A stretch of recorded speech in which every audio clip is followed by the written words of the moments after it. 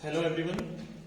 Today I discuss the new topic of this chapter, some special terms related to elasticity. आज का हमारा topic रहेगा, हमारा chapter number 6 है ठोस द्रव्य की क्या होता है और इसके गुण क्या होते हैं, प्रॉपर्टी ऑफ ब्लक मेटल्स। आपके जो ठोस हैं, जो सॉलिड हैं, उनको हम ब्लक बोलते हैं, और द्रव्य हैं आपके, इनके जो गुण हैं वो क्या होते हैं, उसके बारे में हमने डिस्कस किया था इस चैप्टर में लास्ट सेशन में। क्लियर? और उस सेशन में हमने डिस्कस किया था about introduction of the rigid body, है ना, दृढ़ वस्तु क्या होती है। क्लियर? उसको हमने कहा था सॉलिड बॉडी। क्लियर? दोनों में डिफरेंस भी हमने बताए थे, दृढ़ वस्तु में और ठोस वस्तु में। क्लियर? उसके साथ साथ हमने डिस्कस किया था इलास्टिसिटी का मीनिंग, है ना, प्रत्यास्थता का अर्थ क्या होता है, और प्रत्यास्थता एक प्रॉपर्टी है, एक गुण है, इलास्टिसिटी एक प्रॉपर्टी है किसी भी सॉलिड के लिए। क्लियर? तो प्रत्यास्थता का जो अर्थ है हमने बताया था लास्ट सेशन में। क्लियर? उसको डिस्कस करेंगे ब्रीफली, और उसके बाद हमने आपको टाइप्स बताए थे, है ना, टाइप्स ऑफ द इलास्टिसिटी, प्रत्यास्थता के प्रकार। तो वो प्रकार हमने लास्ट सेशन में डिस्कस किए, तो उनको भी हल्का सा रिवाइज करके फिर अपना जो नेक्स्ट टॉपिक है हमारा some special terms related to the elasticity, प्रत्यास्थता से संबंधित कुछ मुख्य या विशिष्ट परिभाषाएं हैं जो हम आज के इस सेशन में डिस्कस करेंगे। क्लियर है? तो आइए शुरू करते हैं आज का अपना ये शॉर्ट क्वेश्चन के लिए इम्पोर्टेंट आपका ये टॉपिक रहेगा। और इस टॉपिक को करने से पहले आपको रिजिड बॉडी या इलास्टिसिटी, आपको दृढ़ वस्तु या प्रत्यास्थता का जो गुण है उसके बारे में आपको जानकारी होनी चाहिए। क्लियर? तो मैंने आपको बताया था कि रिजिड बॉडी हमने जो उसमें डिस्कस किया था, एक प्रकार का ये सॉलिड ही होता है, और जो कॉम्पोजिशन से मिलके बनता है एटम्स और मॉलिक्यूल के, और इसका एक सर्टेन साइज और शेप होता है। क्लियर? तो जो दृढ़ वस्तु हैं जिनको हम ठोस भी बोलते हैं, वो क्या है, एक प्रकार का निश्चित आकार और आकृति की होती हैं, और उन निश्चित आकार और आकृति के आधार पर ही हम उनको सॉलिड कहते हैं। क्लियर? लेकिन यूनिवर्स में कोई भी बॉडी परफेक्टली सॉलिड नहीं है या रिजिड नहीं है। क्यों? अगर हम उन पे कोई बल या फोर्स अप्लाई करते हैं, तो जैसे ही हम बल फोर्स अप्लाई करेंगे, एक लिमिट के बाद वो बॉडी ब्रेक होना शुरू हो जाएगी। मीन्स उस बॉडी के एटम्स और मॉलिक्यूल्स ब्रेक हो जाएंगे और बॉडी टूट जाएगी या वस्तु टूट जाएगी। क्लियर? अगर वो बॉडी कंप्लीट सॉलिड या परफेक्टली सॉलिड होती या रिजिड होती, तो वो ब्रेक किसी भी कंडीशन में ना होती। क्लियर है? तो जब भी हम बात करेंगे इसके लिए, तो हम सिर्फ मान लेते हैं कि ये स्टोन, आपका दीवार या व्हाटएवर, ये क्या है, सॉलिड है, बट ऐसा नहीं है, प्रैक्टिकली ऐसा नहीं है। क्लियर है? तो सॉलिड बॉडी या रिजिड बॉडी की जब भी हम बात करेंगे, दृढ़ वस्तु या ठोस वस्तु ऐसी वस्तुएं होती हैं जिनका एक अपना निश्चित आकार और निश्चित आकृति या रूप होता है। क्लियर? तो इस प्रकार की जो वस्तुएं हैं या थिंग्स हैं, उनको हम कहेंगे रिजिड बॉडी। क्लियर है? तो ये कंडीशन देती है हमने लास्ट टॉपिक में। उसके बाद हमने आपको बताया था इलास्टिसिटी एक प्रॉपर्टी है, प्रत्यास्थता एक गुण है ऑफ द रिजिड बॉडी या बल्क मैटर, जो आपके ठोस या दृढ़ द्रव्य पदार्थ हैं, उनके लिए प्रत्यास्थता क्या है, प्रॉपर्टी है, एक गुण है। क्लियर है? तो इलास्टिसिटी में, प्रत्यास्थता में हमने आपको ये बताया था कि ये किसी वस्तु का एक ऐसा गुण है जो क्या करता है, उसके वस्तु के आकार और उसकी आकृति या रूप कि जो डिफॉर्मिंग सिचुएशन है उसको क्या करेगा, ये हमें बताएगा या आभास कराएगा। क्लियर है? तो इलास्टिसिटी जब भी हम डिस्कस करेंगे तो प्रत्यास्थता, जब हम किसी वस्तु के ऊपर कोई बाह्य बल लगाते हैं तो उस वस्तु पे बाह्य बल लगाने के बाद उस वस्तु की आकृति और आकार या दोनों साइज, शेप और बहुत में थोड़ा सा चेंजिंग आता है। क्लियर? तो इस चेंजिंग जो हमारे पास तो चेंजिंग आया है, ये किसके द्वारा आया है? डिफॉर्मिंग फोर्स के द्वारा, जिसको हम बोलेंगे विरूपक बल, या हम इसको सिंपल जनरल लैंग्वेज में कहेंगे आपका बाह्य बल। ठीक है? तो ये उस पर आपतित होगा और वस्तु की आकृति और आकार में परिवर्तन होगा। तो इस प्रकार का ये जो गुण है तो उसको क्या कहेंगे हम? इलास्टिसिटी। क्लियर? तो प्रत्यास्थता कहेंगे वस्तु के इस प्रकार के गुण को। राइट? अब उसके बाद हमने डिस्कस किया था टाइप्स ऑफ द इलास्टिसिटी, प्रत्यास्थता के प्रकार। तो ये मैंने आपको 3 टाइप बताए थे, परफेक्टली इलास्टिक बॉडी और आपका परफेक्टली प्लास्टिक बॉडी, और थर्ड था आपका इन इलास्टिक बॉडी। नंबर 1 था हमारा परफेक्टली इलास्टिक बॉडी, है ना, पूर्णतः प्रत्यास्थ वस्तु, पूर्णतः सुगठ्य वस्तु और अप्रत्यास्थ वस्तु। क्लियर? तो ये 3 हमारे पास टाइप में हमने लिए थे, 3 प्रकार हमने बताए थे। पहला है आपका पूर्णतः प्रत्यास्थ वस्तुएं, पूर्णतः सुगठ्य वस्तुएं और अप्रत्यास्थ वस्तुएं। क्लियर है? इन तीनों के बारे में डिस्कस किया था हमने। जो हमारे पास परफेक्टली इलास्टिक बॉडी है, तो ये ऐसी बॉडी होगी जब हम इन पे डिफॉर्मिंग फोर्स अप्लाई करेंगे तो इन बॉडी के शेप में और साइज में कुछ चेंज आएगा, बट जैसे ही आप डिफॉर्मिंग फोर्स को रिमूव करोगे, है ना, उस बल को हटाओगे, तो वस्तु अपनी उसी मूल अवस्था में आने का प्रयास करेगी या आ जाएगी। क्लियर? तो इस प्रकार का जो बॉडी है वो कहलाएगा परफेक्टली इलास्टिक बॉडी। मैंने एग्जांपल बताए थे आपको, आपका हथेली है, ठीक है, अगर मैं इसके ऊपर ये फोर्स अप्लाई कर रहा हूँ, इसको मैं कहूँगा बाह्य बल, है ना, एक्सटर्नल फोर्स, बट ये क्या है? अभी डिफॉर्मिंग फोर्स है। तो जैसे अप्लाई करूँगा तो ये इस हथेली को क्या करेगा? इसके साइज और इसको हटाऊंगा, इस मीन्स डिफॉर्मिंग फोर्स को, तो ये अपनी ओरिजिनल पोजीशन में आने का प्रयास करेगा। क्लियर है?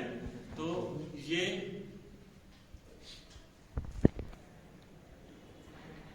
तो जैसे ही हम बात करेंगे परफेक्टली इलास्टिक बॉडी की, और तो ये हमारे पास फोर्स है, ये फोर्स जब अप्लाई करेंगे तो ये इसके साइज को और शेप को, इसके आकृति और इसके आकार दोनों को परिवर्तन करेगा।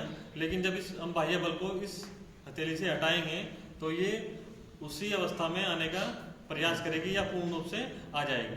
क्लियर? तो ये इस प्रकार की जो वस्तुएं हैं वो कहलाएंगी आपकी परफेक्टली इलास्टिक। डिफाइन कैसे करेंगे?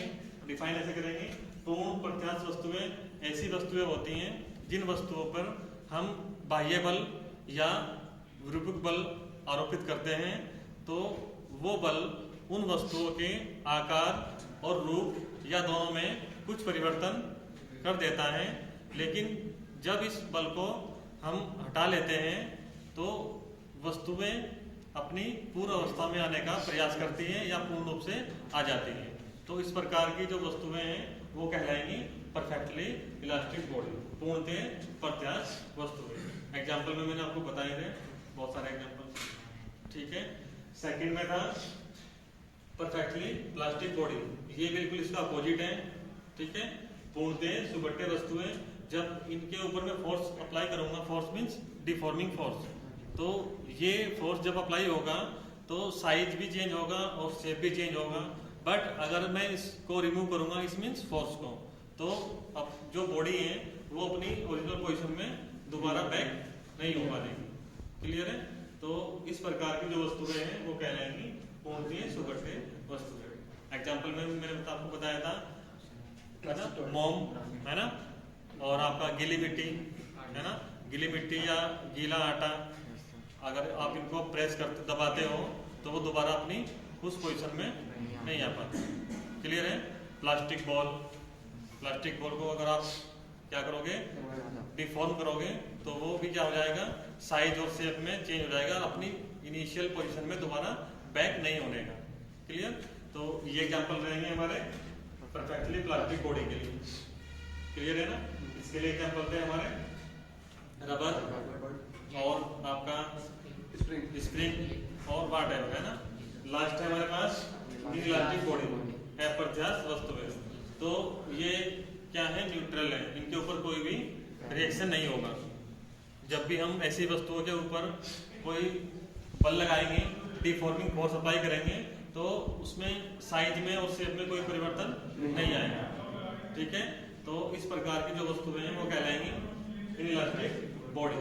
इसमें एग्जांपल लिया था हमने कांच, है ना, और लकड़ी, और ये जैसे आपका ये व्हाइट बोर्ड है, ठीक है ना, ये भी आ जाएगा। ठीक है ना, मतलब आपको कंडीशन देखनी है कि अगर हम इस व्हाइट बोर्ड के ऊपर कोई फोर्स अप्लाई कर रहे हैं, डिफॉर्मिंग फोर्स अप्लाई कर रहे हैं, तो क्या है, इसके साइज और शेप में कोई चेंज नहीं आ रहा है, लेकिन ये एक लिमिट तक लगाना है।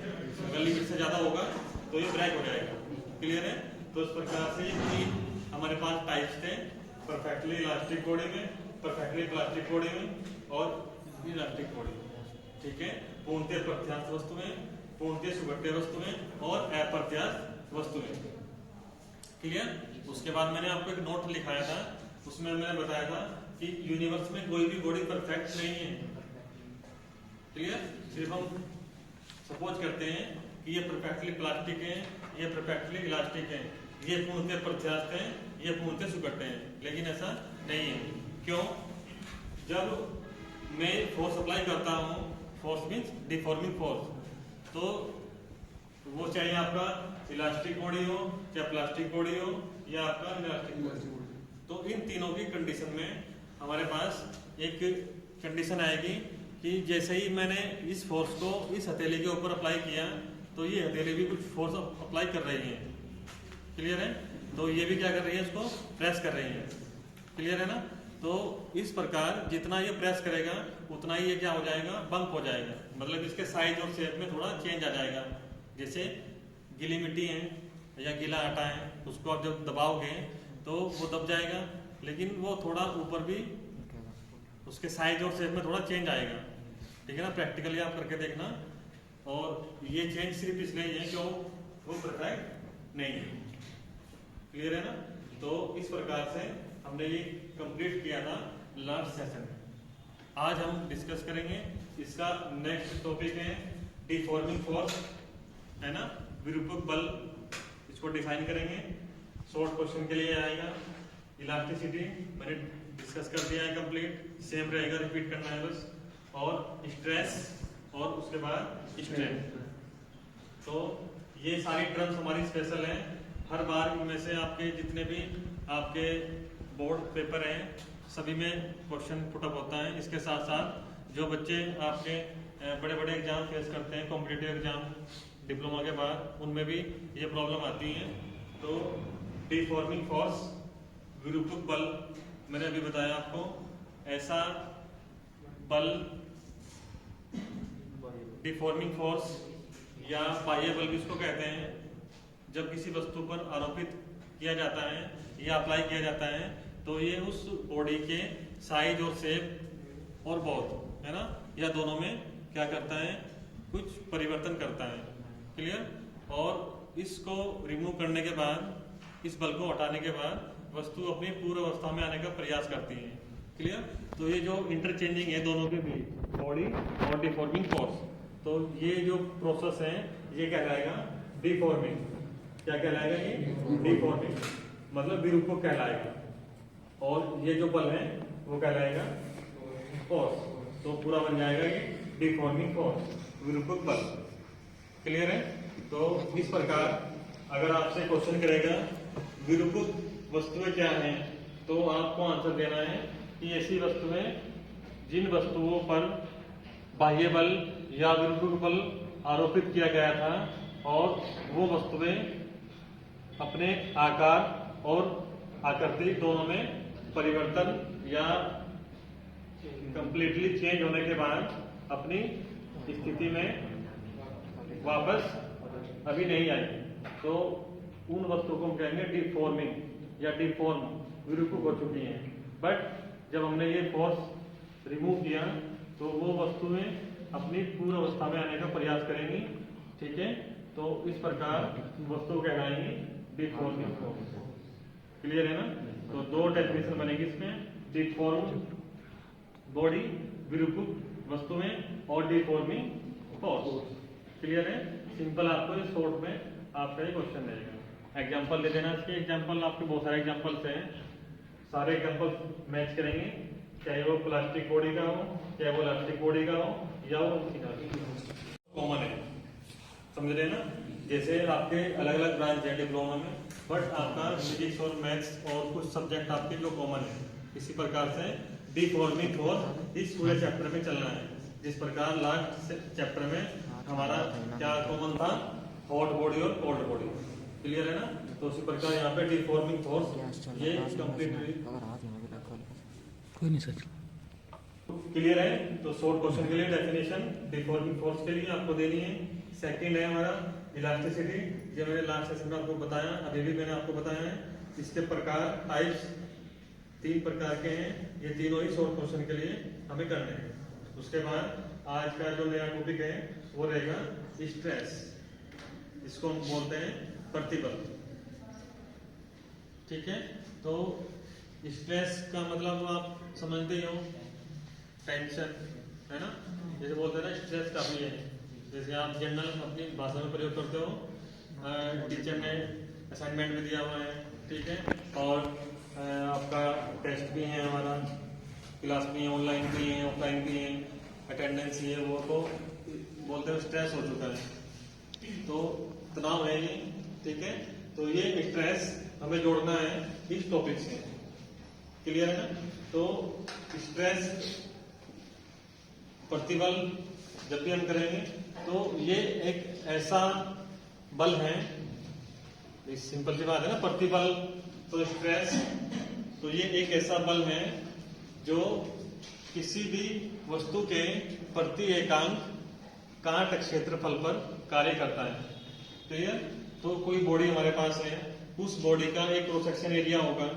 क्लियर? सपोज दैट मैं इस बॉडी को मान लेता हूं, ये मेरे पास कोई बॉडी है, ये 2 डायमेंशनल बॉडी है, ठीक है। इस बॉडी के लिए इसका क्रॉस सेक्शन एरिया लेंगे और इस पे 2 प्रकार के फोर्स सप्लाई होंगे, इंटरनल और एक्सटर्नल, एक बॉडी का और एक डिफॉर्मिंग फोर्स। क्लियर है? ये क्रॉस सेक्शन एरिया है बॉडी का और इसके अकॉर्डिंग ये हमारे पास फोर्स है। क्लियर?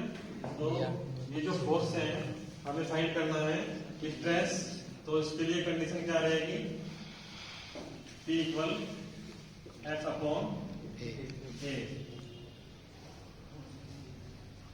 F अपॉन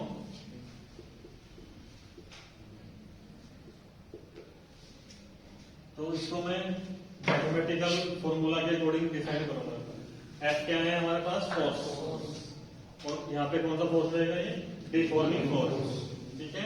तो इसको हम लिखेंगे प्रेशर, इसका सिंबल होता है ये कैपिटल P, स्ट्रेस का, प्रतिबल का सिंबल होगा कैपिटल P, और इसको हम लेंगे deforming force,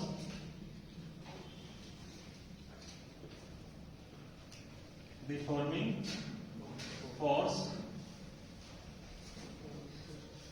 per unit area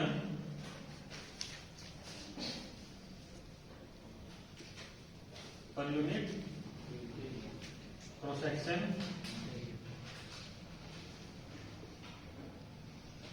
area.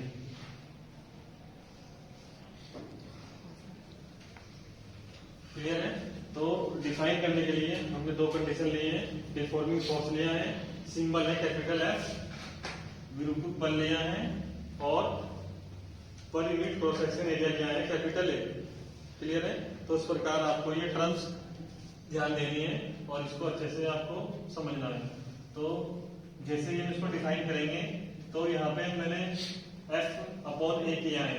F ये फोर्स है और ये क्रॉस सेक्शन एरिया है और P क्या है, ये स्ट्रेस है या प्रतिबल है। तो जब भी किसी वस्तु पर कोई बाह्य बल या कोई गुरुत्वाकर्षण बल उस वस्तु के प्रति एकांक काट क्षेत्रफल के सापेक्ष कार्यरत है या लगाया जाता है, तो इस प्रकार का जो हमारे पास कंडीशन होगी उसको हम कहेंगे स्ट्रेस, और इसको हम करेंगे किसी नोट कैपिटल P से। क्लियर है?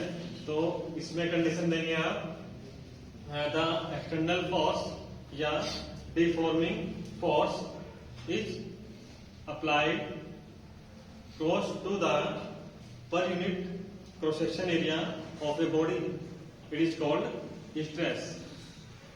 क्लियर है? सिंपल सी डेफिनेशन है कि जब हम किसी वस्तु पर गुरुत्वाकर्षण बल उस वस्तु के काट क्षेत्रफल के सापेक्ष आरोपित करते हैं, तो इस प्रकार का आरोपित बल क्या कहलाएगा, प्रतिबल कहलाएगा। क्लियर है ना? दोबारा फिर सुनो, द डिफॉर्मिंग फोर्स और external force is applied corresponding to the per unit cross section area of the body, then such force is called stress. Clear? प्रतिबल एक ऐसा बल है जो किसी वस्तु पर आरोपित किया जाता है उस वस्तु के काट क्षेत्रफल के सापेक्ष। तो इस प्रकार के बल को हम कहेंगे प्रतिबल, और इसको हम करते हैं कैपिटल P से प्रेजेंट। क्लियर है? तो ये इक्वेशन आपको लिखनी है इसके बाद। Here F is the deforming force और A क्रॉस सेक्शन एरिया, जहां F गुरुत्वाकर्षण बल है और A क्या है, क्षेत्रफल है। क्लियर है? अब बात करेंगे इसमें यूनिट के लिए, है ना।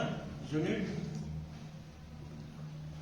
ऑफ द स्ट्रेस क्या रहेगा, यूनिट F को लेंगे हम न्यूटन से और ये हो जाएगा हमारा मीटर स्क्वायर। क्लियर?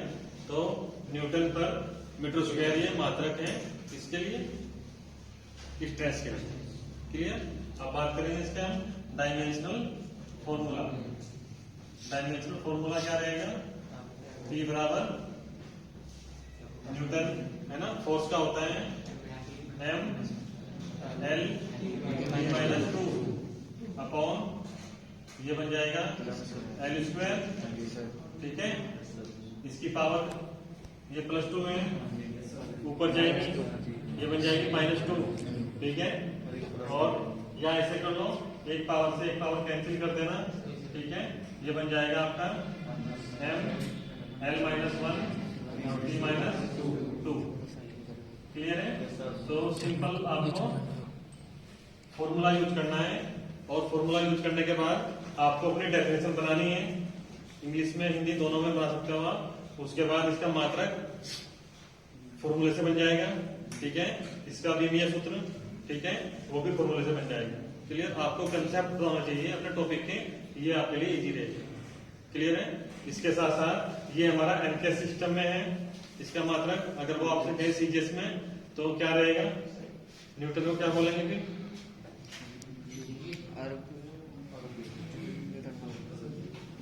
ये एमकेएस सिस्टम में है। ध्यान रखना, एग्जाम में भी देगा आपको।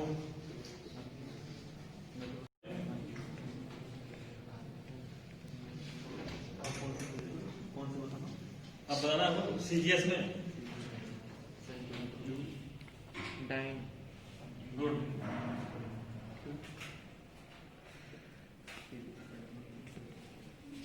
P बराबर हो जाएगा, यूनिट हमारा ये हो जाएगा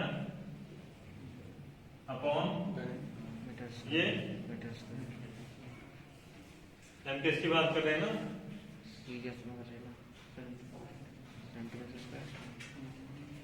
सीजीएस में है ना। तो मीटर का यहाँ क्या रहेगा, सेंटीमीटर। तो टाइम पर सेंटीमीटर, ध्यान से करना है। क्लियर? तो इस प्रकार हमारा जो ये टॉपिक है स्ट्रेस, ये शॉर्ट क्वेश्चन के लिए अगर आया तो आपको इस प्रकार से ये लिखना है। क्लियर? अब उसके बाद हम बात करेंगे टाइप्स ऑफ द स्ट्रेस। प्रतिबल के प्रकार, प्रतिबल के प्रकार। तो जो टाइप्स हैं स्ट्रेस के वो मुख्यतः 2 टाइप्स हैं, 2 प्रकार के हैं, नॉर्मल स्ट्रेस और टेंजेंशियल और शेयरिंग स्ट्रेस। क्लियर? तो नॉर्मल को हम कहेंगे यहाँ पे अभिलंब प्रतिबल, क्या कहेंगे? अभिलंब प्रतिबल। और टेंजेंशियल या शेयरिंग स्ट्रेस इसको हम कहेंगे स्पर्श रेखीय प्रतिबल। क्लियर है? तो ये 2 प्रकार के बल हैं, इनको हम डिस्कस करते हैं। नॉर्मल स्ट्रेस तो इसको हम कहेंगे अभिलंब।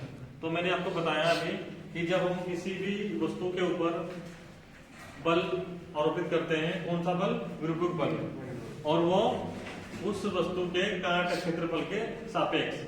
तो यहाँ पे वो एरिया तो रहेगा, बट ये जो बल है ये उस वस्तु की जगह क्या रहेगा? अभिलंब रहेगा, मतलब कंप्लीटली ये परपेंडिकुलर रहेगा। जैसे ये मैंने डायग्राम बनाया है, इस डायग्राम में ये कोई बॉडी रखी है, ठीक है, ये कोई बॉडी है और ये इसका क्रॉस सेक्शन एरिया है, और इस बॉडी में मैंने इसके ठीक परपेंडिकुलर, ठीक है, नॉर्मल कंडीशन में एक फोर्स अप्लाई किया, ठीक है। तो इस प्रकार की जो कंडीशंस हैं वो कहलाएगा आपका नॉर्मल। तो अभिलंब प्रतिबल किसी वस्तु पे जब हम इसको आरोपित करते हैं तो ये उस वस्तु के काट क्षेत्रफल के सापेक्ष तो होगा, इसके साथ साथ ये उसके लंबवत भी होगा। क्लियर? तो किसी भी वस्तु के लंबवत कार्य करने वाले बल को क्या कहेंगे हम? नॉर्मल स्ट्रेस, अभिलंब प्रतिबल कहेंगे। और ये क्रॉस सेक्शन एरिया के कोरोस्पोंडिंग होगा, ये कॉमन रहेगा इसमें, ठीक है। पूरे जितने भी डेफिनेशन आएंगे ना स्ट्रेस की, उसमें ये फॉर्मूला फिक्स रहेगा। क्लियर है? तो ये परपेंडिकुलर फॉर्म में रहेगा, नॉर्मल रहेगा। सेकंड है टेंजेंशियल और शेयरिंग स्ट्रेस, ये है स्पर्श रेखीय, मींस किसी भी वस्तु के एक साइड से, जैसे हमारे पास उसके 3 कंडीशन होंगी, उसका आयतन, ठीक है ना, उसकी लंबाई और उसके साथ साथ उसका क्रॉस सेक्शन एरिया। तो जैसे मैं ये फोर्स अप्लाई कर रहा हूँ इस बॉडी पे, तो ये वो फोर्स है, ये वो बॉडी है, ठीक है, लेकिन ये इसको टच कर रहा है, ये परपेंडिकुलर नहीं है, इसके लंबवत नहीं है। क्लियर? तो किसी भी वस्तु पर आरोपित ऐसा बल जो उस वस्तु के स्पर्श रेखीय अवस्था को दर्शाता हो, तो वो क्या कहलाएगा? स्पर्श रेखीय प्रतिबल कहलाएगा। क्लियर? तो इसमें ये जो फोर्स है ये हम अप्लाई करेंगे ऑन द टेंजेंशियल या लीनियर फॉर्म में। क्लियर है ना? तो इस प्रकार की जो फोर्स है वो कहलाएगा टेंजेंशियल स्ट्रेस, स्पर्श रेखीय प्रतिबल। अब ये जो नॉर्मल स्ट्रेस है, अभिलंब प्रतिबल है, इसके 3 प्रकार हैं। नंबर 1 टेंसाइल प्रतिबल, इसे बोलते हैं तनन प्रतिबल, तनाव जो। कंप्रेसिव स्ट्रेस, ये संकुचन, दबना, है ना। और हाइड्रोलिक स्ट्रेस, ठीक है। तो 3 प्रकार का ये आपके यहाँ पे है नॉर्मल स्ट्रेस में। तीनों में अलग अलग कंडीशन है, टेंसाइल में अलग है, कंप्रेसिव में अलग है और हाइड्रोलिक में अलग है। उसके साथ साथ एक आपका टॉपिक बचता है स्ट्रेन, है ना, विकृति।